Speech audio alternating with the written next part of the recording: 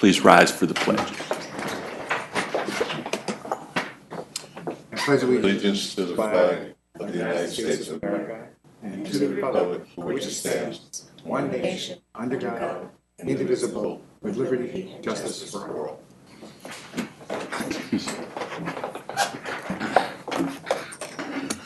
Okay, welcome to our meeting. The first item is to welcome the new secretary to the zoning department, Sonia James, right there.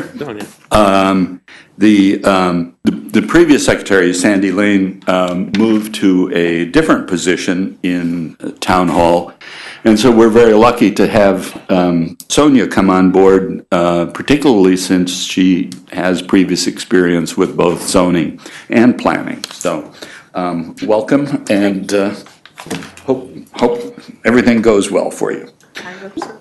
Okay. For those that are new to the procedures of the ZBA, the meeting will be divided into two parts. During the first half of the meeting, we hold public hearings on each of the applications that have been submitted. We'll do this in the order in which they're listed on the agenda, and there are copies of the agenda available in that tray that's right by our counsel's desk.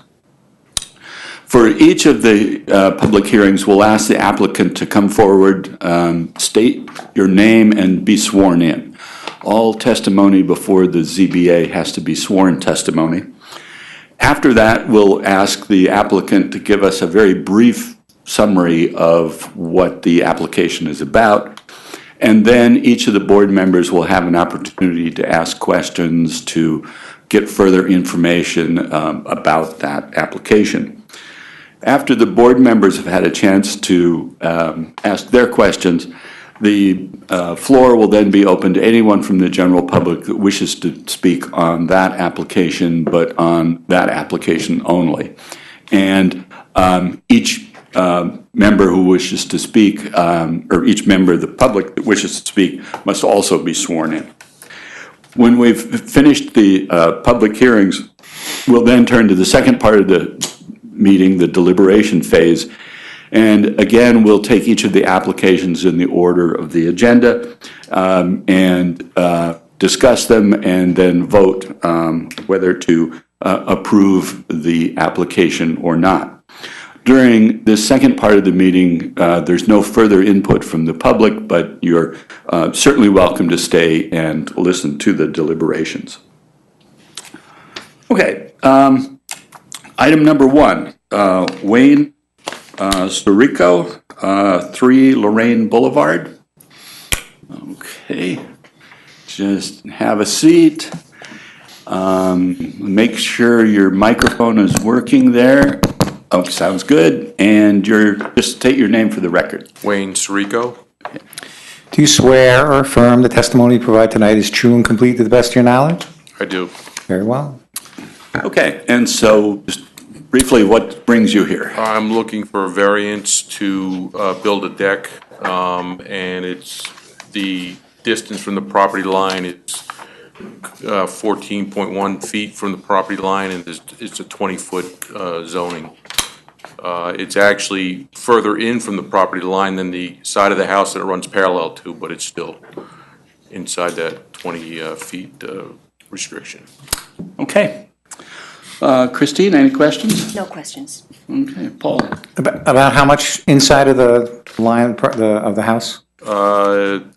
The house is 13.1 feet away from the property line, and the deck, the proposed deck, would be 14.1 feet, so roughly 5.9 feet away from 5.9 feet less than what the restriction is. Okay, that's fine. Art? I've got no question. Okay, this is in the rear of the property. Right. Yeah, okay. Larry? No questions. Okay, Tony? No questions. James? No questions. Okay, is anyone in the audience wish to speak on the application at 3 Lorraine Boulevard? All right, seeing no one, is there a motion to close the public hearing? So moved. Second. All in favor? Aye. Aye. Opposed? Recusal? Thank you very much. Thank you. Item number 2, Chantel and Jeremiah Schaefer.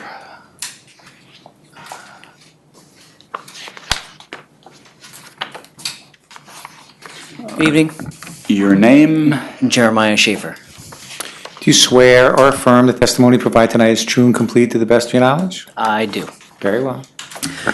Okay, and your project that brings you here? Similar to the previous gentleman, we actually have cement front steps that are original to the house from 1947. They are crumbling and are not very safe anymore. So we'd like to replace those front steps and also add a small porch to the front of the house. The variance is 20 feet. The side of our house is 10.7 off of the side property line, and that's where we want to also end the porch. Okay. Christine? No questions. Paul? Nope, no questions. Art? No questions. Okay, and this again, in this case, it's a front porch? Yes, this is on the front of the house, yes. Okay. Larry? No questions. Tony? I have no questions. James? No questions. Is there anyone in the audience wishes to?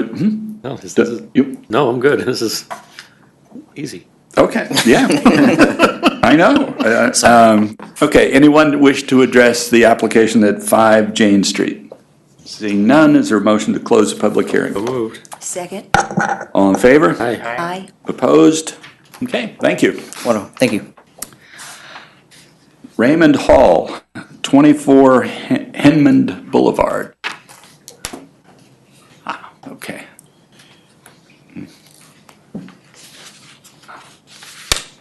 Good evening. Good evening. Okay, and I think each of you just state your name and you can both be sworn in at the same time. Raymond Hall. David Kohler. Do you each swear or affirm the testimony provided tonight is true and complete to the best of your knowledge? Yes. Yes, I do. Very well. Okay,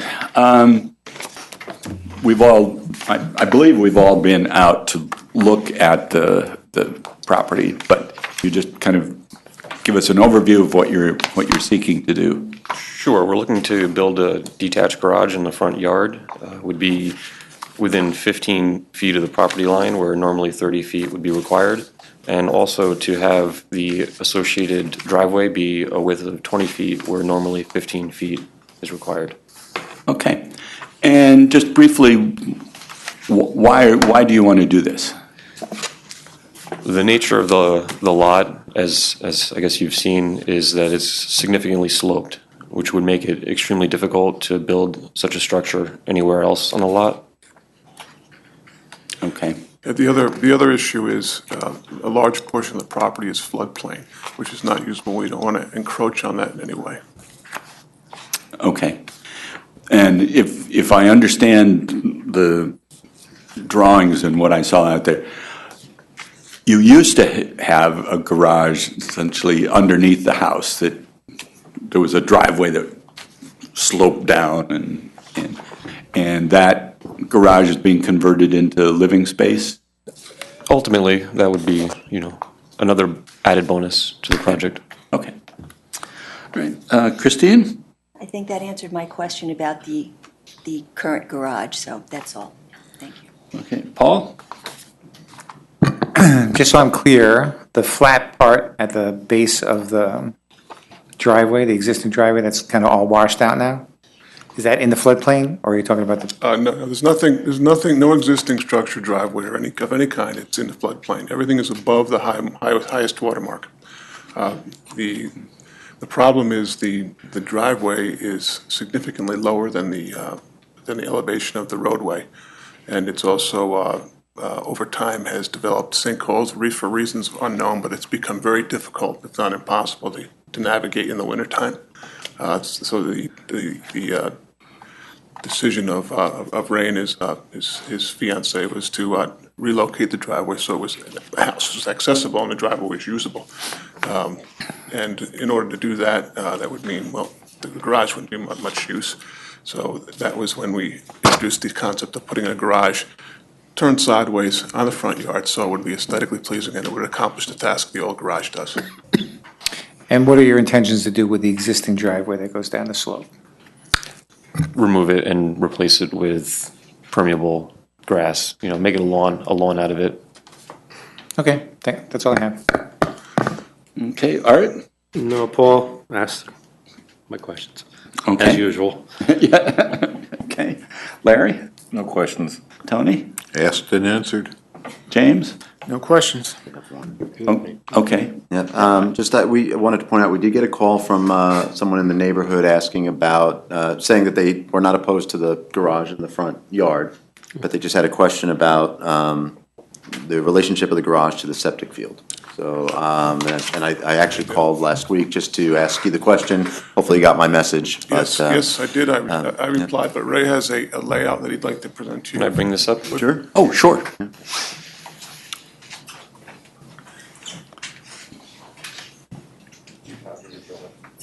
Oh, okay. Yeah, okay.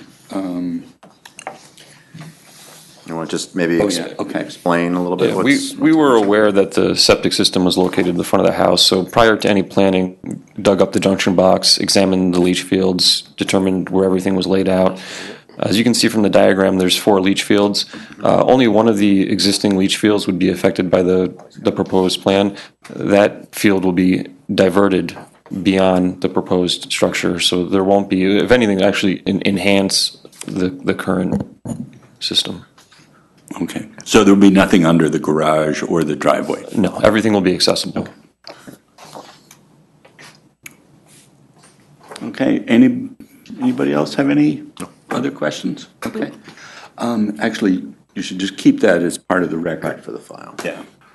All right. Is there anyone in the audience that wishes to address the application at 24 Henmond Boulevard? Okay.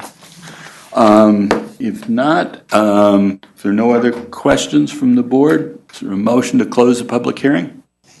So move. Second. All in favor? Aye. Opposed? Okay. Thank you very much, gentlemen. Thank you. If it pleases the board, perhaps an unrelated question, there's a vacant house to the left of Ray's residence, and we are just wondering who to speak to find out what the ultimate disposition of that property will be. Yeah. I mean, you can come to the building and planning department, we can take a look and see what information we have. I don't know if we would have anything that's very Okay. current, yeah, but be happy to try to look for you, so. Okay, thank you. Okay. Okay. Item number 4, Beacon Residential, located at 297 Violet Avenue. So a representative, Stephen Burns Engineering. Okay, appears to be none. So we'll put that aside and come back to it after we've done the others. Item number 5, Keith Albano, for a property at 1104, 1108 Dutchess Turnpike. Okay.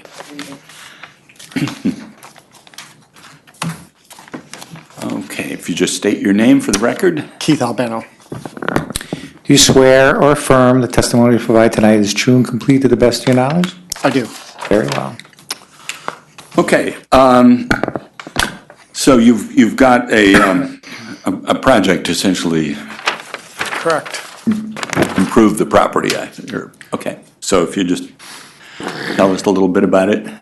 I own a manufactured home building lot on Dutchess Turnpike. There's right now existing 3 mobile homes there. I'd like to remove 2 of them and replace them with new ones. Okay. I did a little research through Parcel Access, and there have been as many as, what, 9? 9. It was approved for 9 at one time. Okay. Do you know when that was? 1960. 1960. Doug Caseman actually did it, yes. Okay. So the 2 mobile homes that or actually there are 3 there now. Do they all date from that? Probably, yes. I'm assuming, yes. Okay. Okay. Okay. Christine, any questions? No questions. Okay. Paul? How much larger are the new units? They're 14 by 70, but that's outside.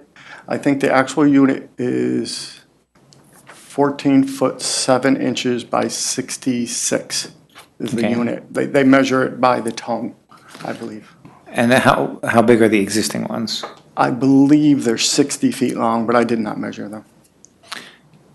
Are they one-family Correct, units? And the new ones will be the same one-family? correct. Same two-bedroom,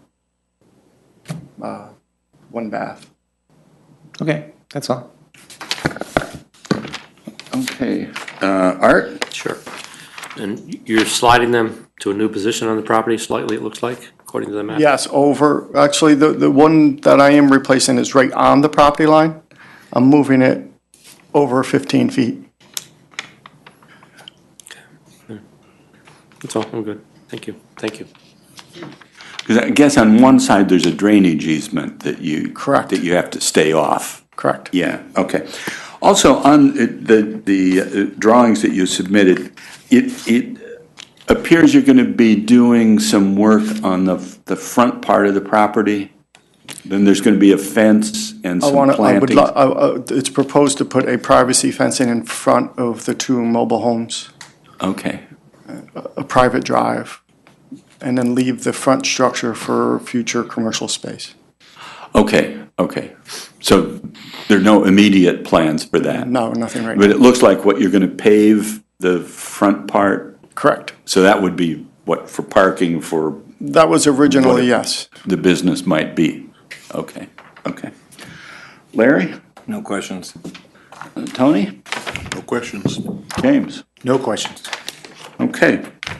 Anyone from the audience wish to address the application on 1104, 1108 Dutchess Turnpike? Okay, seeing none. Is there anything from the county? Good question.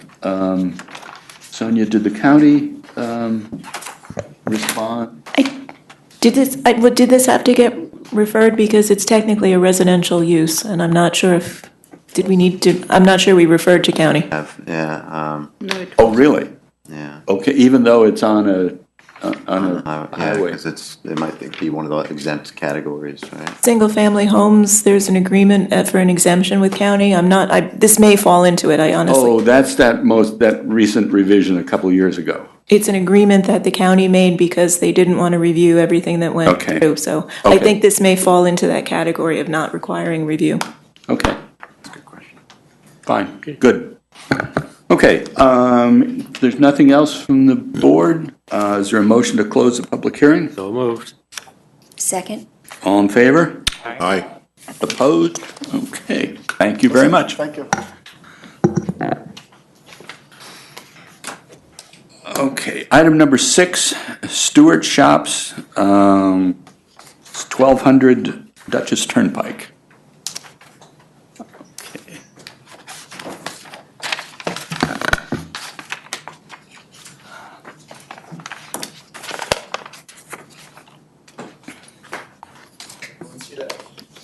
Yep, good. Hello, everyone. My name is Tyler Fronte. I'm here from Stewart Shops. Do you swear or affirm the testimony provided tonight is true and complete to the best of your knowledge? Yes, sir. Very well. Okay. So the reason I'm here is because we came here before the board previously to build a freezer to the rear of the building. We did the as-built off of a older survey. We happened to be a foot off, so that is why we're here tonight. Okay, so what exists now is a freezer that's located 21.2 feet from the property line, Correct. and the code says 25. Yes. Okay. Okay, Christine? No questions. Paul? No questions. Art? No questions. Okay. Larry? Questions? Tony? No questions. James? No questions. Okay. Is there anyone in the audience that wishes to address the application from Stewart Shops? Okay, seeing none. Is there a motion to close the public hearing? So moved. Second? All in favor? Aye. Opposed? Okay, thank you very much. Thank you.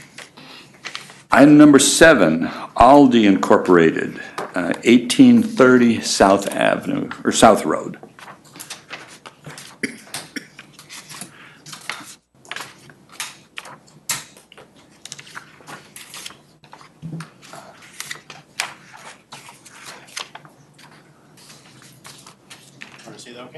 Okay, and there's a portable mic there. Okay. And turn it, you probably have to turn it on. I think you can just pull I it. can sit down if you want, or? Yeah. I can just sit down. Okay, yeah. Tim Shegg with APD Engineering and Architecture. Do you swear or affirm the testimony you provide tonight is true and complete to the best of your knowledge? Yes, I do. Very well. Okay. Okay, good morning good evening, members. Good morning. Yeah. I'm here to request a variance for the permit a new 10-foot by 12-foot store sign at the front of or as a part of the proposed facade improvements for the new Aldi, or for the Aldi store, located at 1830 South Road. As you may be aware, Aldi is currently undertaking a program nationwide to expand into new market areas and also upgrade most of their existing stores. For their store located at South Road, Aldi is looking to remodel the store interior as well as the store exterior facade that you see here on the exhibit. Aldi would be removing the existing Aldi sign, their food market sign, and also their entrance sign, and replacing those 3 signs with just the single 10-foot by 12-foot sign. Per the zoning code, 1 wall sign is permitted per store, and such sign does not exceed 25% of the face of the store or a maximum of 100 square feet. The 10-foot by 12-foot sign would be roughly 120 square feet, so about 20% more than that. We would note that within the same shopping center as Aldi's, we've identified several stores that have signage that exceed 100 square feet. Examples of those are Kohl's, Babies R Us, and the DXL Men's Warehouse. Based upon the size of the storefront, I think you can tell from the exhibit that the proposed building sign really creates an architecturally and visually balanced building facade. We feel the variance being requested does not qualify as substantial, nor would it produce an undesirable change in the character of the area or the nearby properties. The location of the store is within a developed commercial retail plaza, where other tenants have been granted variances in the past to allow for signage even larger than what we're proposing. And that concludes my presentation, if you have any questions.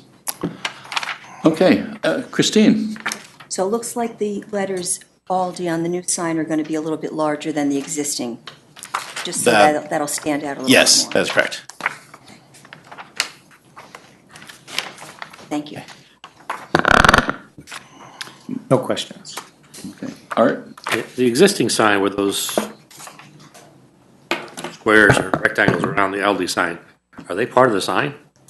Originally, the owner thought that they were, but I believe they're just kind of little glass windows. Oh. So I think as part of the original permit, they were not included within the signage area. Okay. Actually makes it look smaller. Yeah, I think this new sign, the existing sign's about 8 foot by 9 foot, which is about 72 square feet. So with the glass panels around it, this new sign will actually be smaller in area-wise from that. And you said the food market is going and then the entrance sign is going. Yes. Okay, thank you. Okay. Did you ever make an attempt to design a sign that would be within the 100 square feet?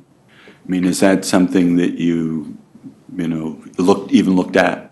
It is something they looked at. I know that based upon, again, the front facade, the size of it, and the distance from the public street there, they wanted to go with a larger sign to be more visible, and it kind of, they feel like the smaller sign would look kind of diminutive because of the size of the front facade of the building. Okay. The reason I raised that is, you I guess had no way of knowing this a priori, but what we've often done with people with applying for signs, especially for larger buildings, is to create 2 or 3 renderings. One showing a sign that would meet the code, the other kind of what you really want, and then maybe something in between, right? Whatever. I mean, in this case, that's something that I'm not going to insist on, because I agree with you. I think a 100 square foot sign would look kind of small. Smallish, yeah. Kind of almost, yeah. I mean, sometimes with a big facade, a small sign just is silly. Yeah. The other comment that I would make is that when I went out there and looked at some of the other stores, the thing that went through my head was, what were other planning board or zoning boards thinking when they approved this? You want your store to be visible from Route 9. You don't need it visible from across the river. Right. Yes. I mean, some of those are just, whoa. I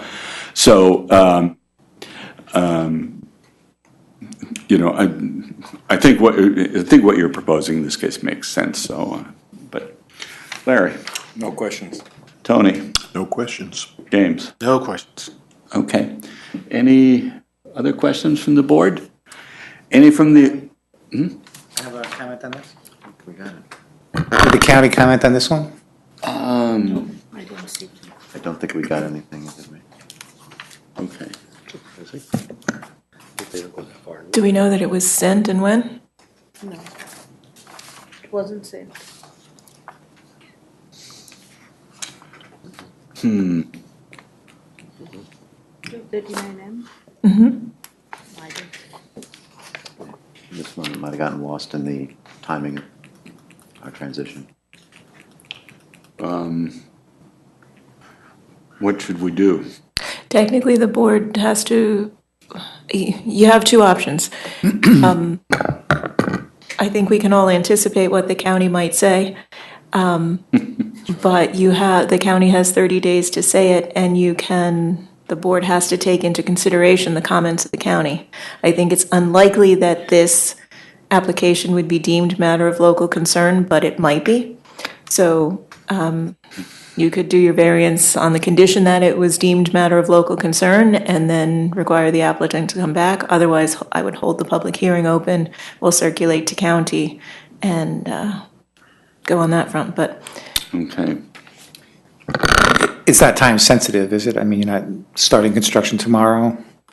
I think even if they start construction tomorrow, the construction time sequencing will be 6 to 8 weeks to do all the interior improvements in the front facade. So. Okay.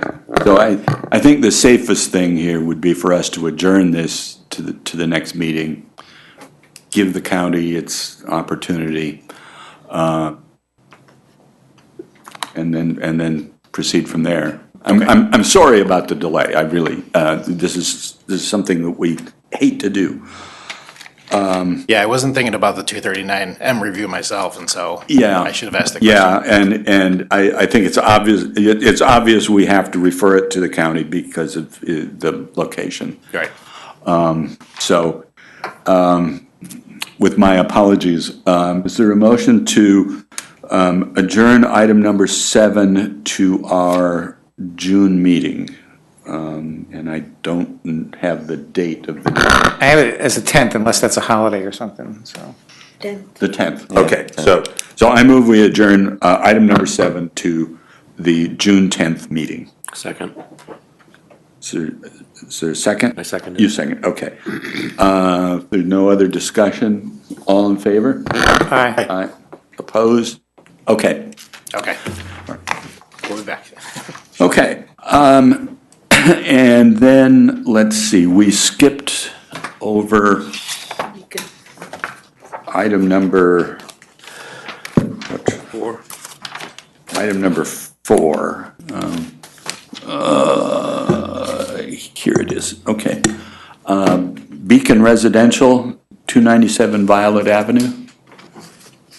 Nobody here, okay. I move that we adjourn item number 4 to our June 10th meeting. Second. Okay, any discussion? All right, all in favor? Aye. Opposed? Okay, so items 4 and 7 are adjourned to next month. Mr. Chairman, maybe we can ask Sonia to send a letter to the applicant and request that they attend the June 10th meeting? Yeah, I mean, they've been before us before. I think they should know the procedure, but maybe they just got the date wrong or something like that. Okay, so we're back to the top of the agenda for the deliberations. Item number 1, Wayne Sirico, 3 Lorraine Boulevard. This is a variance to allow the construction of a deck 14.1 feet from the side lot line where 20 feet is required. It's a type 2 action, and there's no reports from either the county or the staff. Okay, any discussion on this? Okay. All right. I move that we adopt as findings the following. 1, the board finds that the proposed deck will have make no undesirable change in the character of the neighborhood or a detriment to the nearby properties. The board notes that the proposed deck is actually further away from the side lot line than the existing house is, and that the difficulty was essentially created by the fact that the house was built in 1964 before the present zoning requirements. 2, the board further finds that the benefits sought by the applicant would be very difficult to achieve without a variance of some kind. 3, the board finds that the requested variance is not substantial, particularly when compared with the location of the existing house. 4, the board finds that the proposed variance will have no adverse effect or impact on the environmental conditions. And 5, the board finds that the difficulty is self-created in the sense that the applicant is choosing to add a new porch, but that it's not self-created in the sense that the zoning codes were changed after the house was built. So move. Second. All in favor? Aye. Aye. Okay, Christine, you want to do the motion? Sure. I move that the board approve the request for an area variance set forth in item number 1. This decision is based on a review of the application, testimony of the applicant, testimony offered in the public hearing, and results of site visits by board members. In approving this variance, the board adopts the findings as set forth by the chair. So move. Okay, motion to approve item number 1 has been made and seconded. There's no further discussion. All in favor? Aye. Aye. Opposed? Recusals? Approved 7-0. Item number 2, Chantel and Jeremiah Schaefer, 5 Jane Street. This is a variance to allow the construction of a front porch to be 10 feet 7 inches from the side lot line where 20 feet is required. Again, this is a type 2 action, so there's no further environmental determination that we need to make. Again, I think this is pretty straightforward.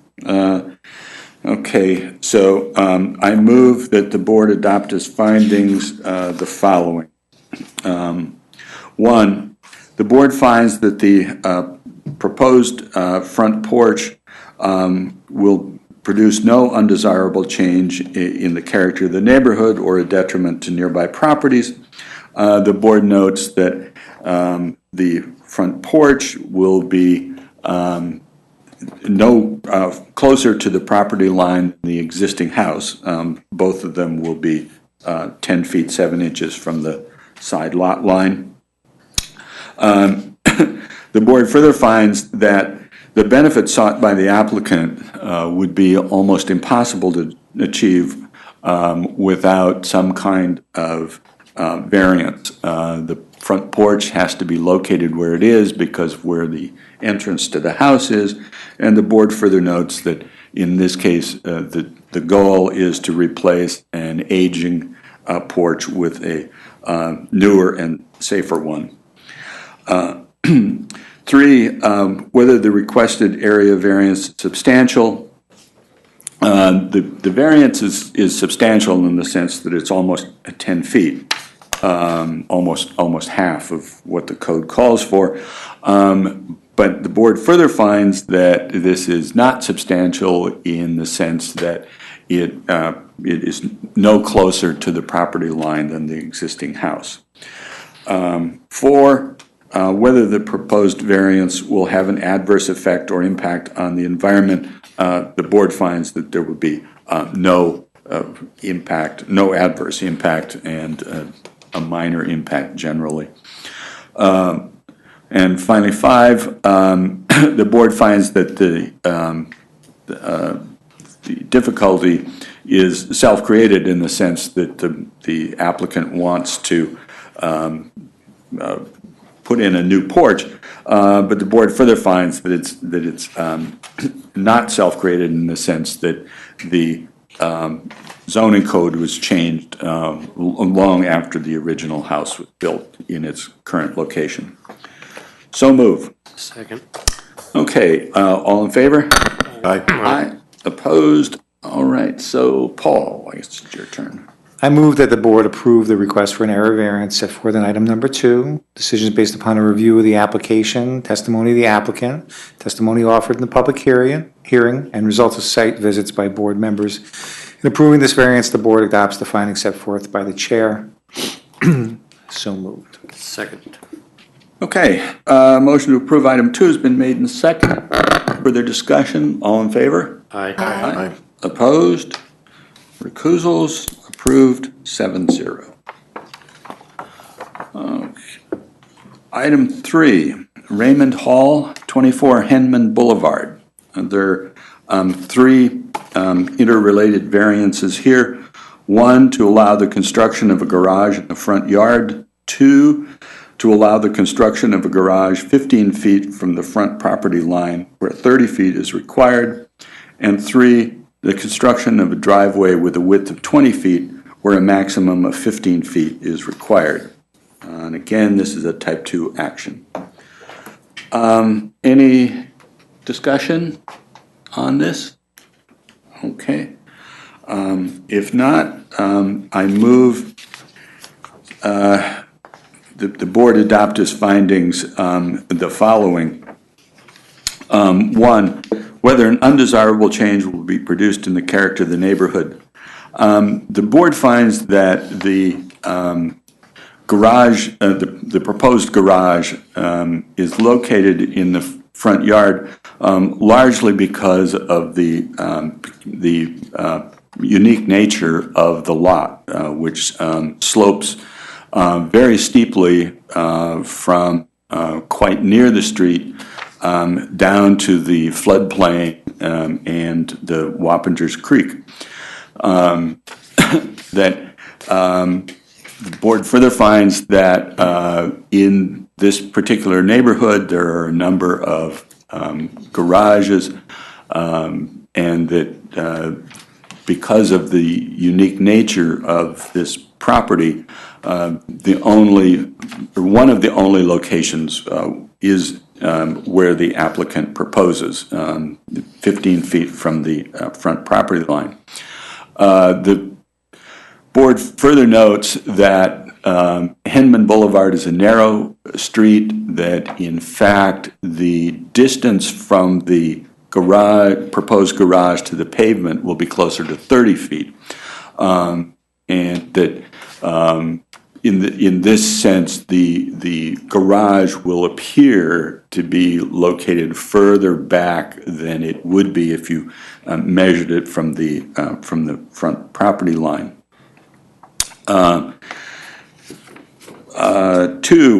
whether the benefit sought by the applicant could be achieved in some other method. Based on our site visits, the board finds that the proposed location of the garage is probably the only feasible one. The previous garage was going to be converted into potential living space, which is clearly a benefit to the applicant.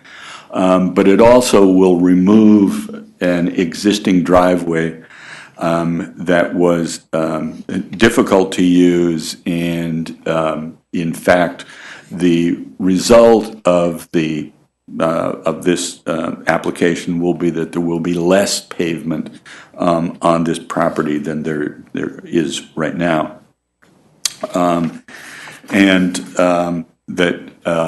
That a large part of the property is in a floodplain, which in which a garage could not be constructed.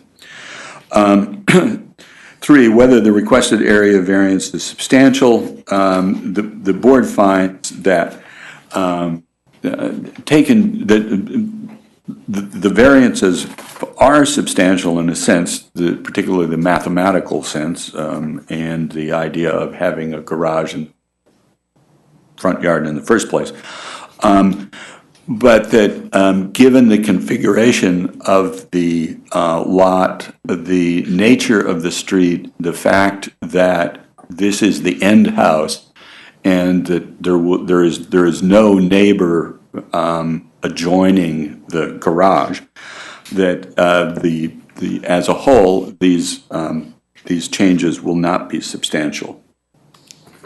4, whether the proposed variance will have an adverse effect on the environment. The board finds that overall the environmental conditions in this particular lot will be actually improved by this change. There will be less impervious surface, and the floodplain and the steep slopes will not be disturbed. And finally, 5, whether the difficulty is self-created. It's self-created in the sense that they want to construct a new garage, but this does not preclude granting of the variance. So move. Second. All in favor? Aye. Opposed? Okay, Art? Chairman, do you mind making, although you referenced extensively about the removal of the sloped driveway, do you mind making that as a condition so it's clear? I think that's fine. Sure. Okay, thank you.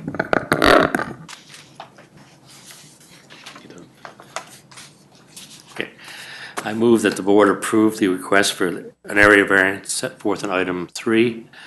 This decision is based on a review of the application, testimony of the applicant, testimony offered in the public hearing, results of site visits by board members. In approving this variance, the board adopts the findings as set forth by the chair, and the condition would be to remove the sloped existing driveway. driveway, the existing sloped driveway? Yeah. Okay. Second. Thank you. Okay, a motion to approve item number 3 with the condition that the old driveway be removed. Been made and seconded. There's no discussion. All in favor? Aye. Aye. Opposed? Okay, approved 7-0. Okay, item number 4 has been adjourned. Item number 5, Keith Albano, 1104-1108 Dutchess Turnpike.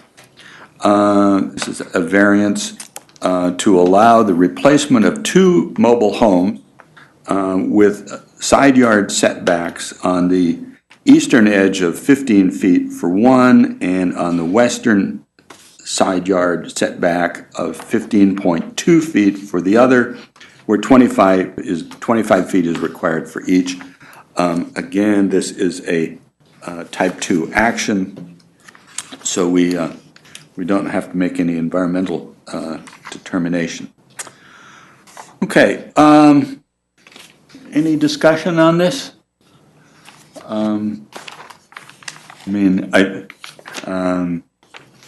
I think the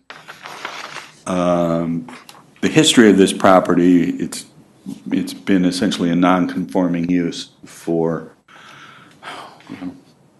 what, 59 years? Long I think time, if I did the math right.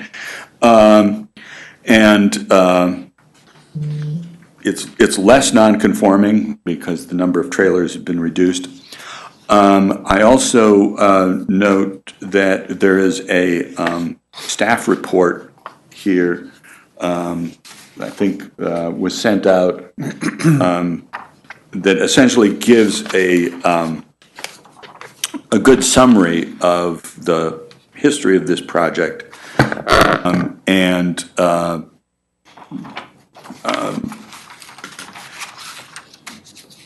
goes through the various questions, and essentially recommends that this variance be approved.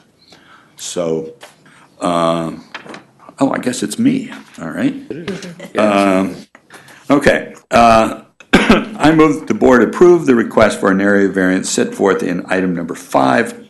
This decision is based on a review of the application, testimony of the applicant, testimony offered in the public hearing, and the results of site visits by board members. In approving this variance, the board adopts the findings as set forth in the staff report.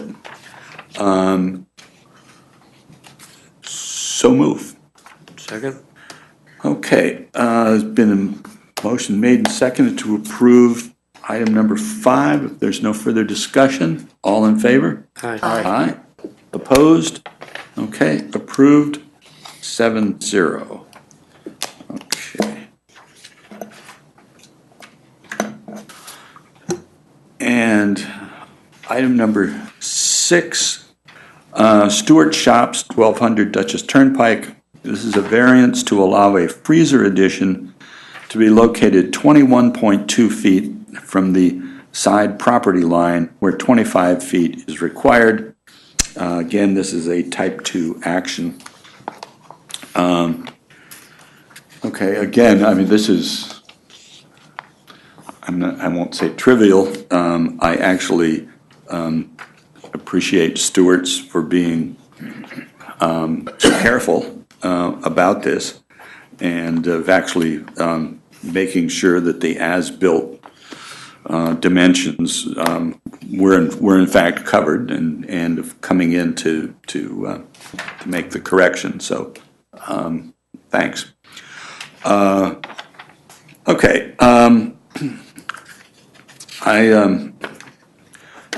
Let's see. I think.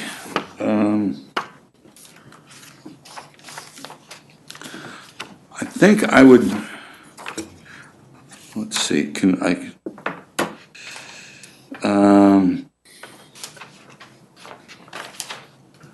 I think we can. I think the applicant's answers to the questions about the standards for approval. I think we can use those as the findings. Okay. So, Larry, you want to make the...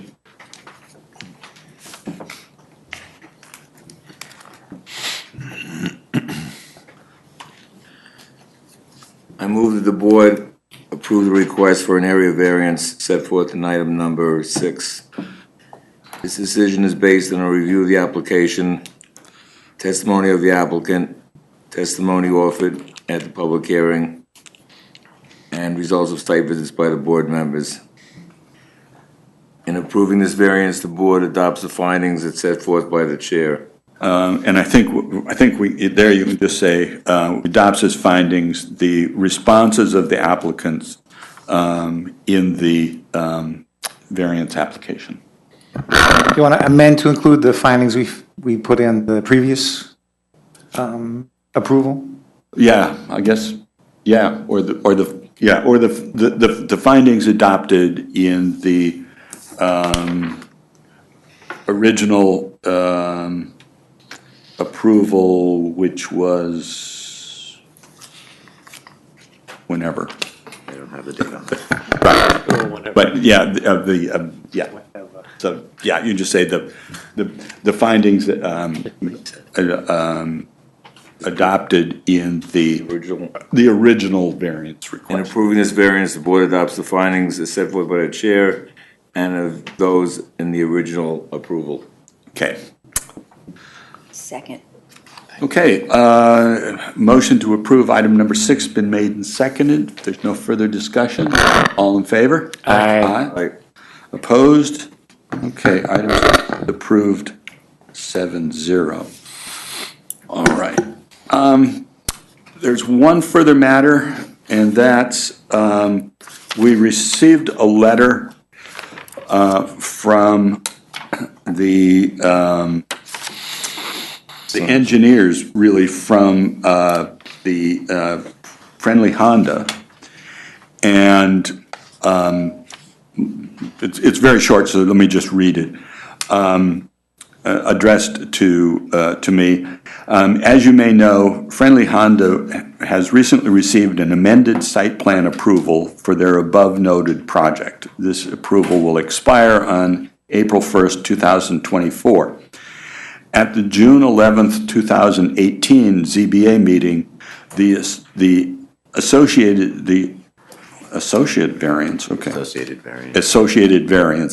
tied to the project was extended to June 2020. We are respectfully request the zoning board extend the expiration variance to April 2024 to correspond with the expiration of the site plan.